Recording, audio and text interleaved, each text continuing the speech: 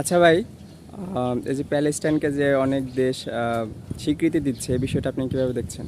প্যালেস্তাইনকে স্বীকৃতি দিচ্ছে, এটা ভালো। এটা আসলে সব পুরো মুসলিম বিশ্বেও এটা নিয়ে কাজ করছে, তাই এখন সবাই দিচ্ছে একজন একজন করে। আর মেন কথা হলো আপনার এই যে যুদ্ধের মধ্যে এইবার ন্যারেটিভে আর কি আমেরিকা হেরে গেছে। আমেরিকা সবসময় আগে মিডিয়াতে দেখাইতো যে আমরা ভালো, কিন্তু এবার আর কি মিডিয়ার জন্য, ফেসবুকের জন্য যে এটা ধরা খেয়ে গেছে, তাই আর কি এটা ওরা স্বীকৃতি দিতে বাধ্য হয়েছে। আপনি কি জানেন বাংলাদেশ কবে স্বীকৃতি দিয়েছিল? বাংলাদেশ যুদ্ধের পরপরই দিয়েছে। এটা 1988 সালে। তো আপনি কি দেখছেন যে গাজামুখী যে কিছু প্রমোদ তৈরি ভেড়ার চেষ্টা করতেছে, এই বিষয়ে কি আপনি কিছু জানেন? না, এটা সম্পর্কে আমি জানি না। এগুলো হচ্ছে ত্রাণবাহী কিছু হচ্ছে প্রমোদ তৈরি, সেগুলো ওখানে বেরোর চেষ্টা করতেছে। অলরেডি সম্ভবত একটা পোস্ট হয়ে গেছে।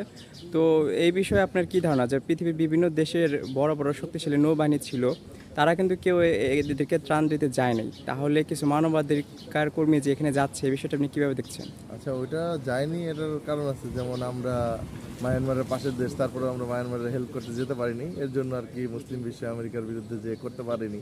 কিন্তু ওইটা ইউরোপিয়ানরাই মনে হয় আসছে, তাই আর কি আমেরিকানরা এখানে কিছু আটকাতে পারেনি।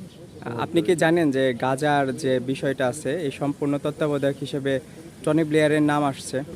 হতে পারে, আমি জানি না আমি। বিষয়টা আপনি কিভাবে দেখছেন? ভালো। আপনি কি জানেন যে টনি ব্লেয়ার কিন্তু ইরাকের যুদ্ধের অন্যতম একটা নায়ক ছিল? সে যদি গাজার তত্ত্বাবধায়ক হয়, তাহলে বিষয়টা ভালো কিভাবে হয়? এটা ভালো হতে পারে।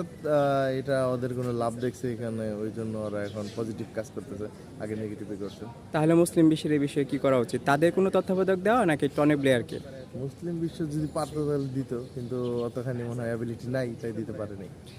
এই গাজা সমস্যার ক্ষেত্রে কোন মুসলিম দেশটা সবচেয়ে বেশি এগিয়ে আসলে আপনি ভালো মনে করেন? এটা সৌদি আরব আসলে আমি সব থেকে ভালো মনে করি। আচ্ছা, ধন্যবাদ।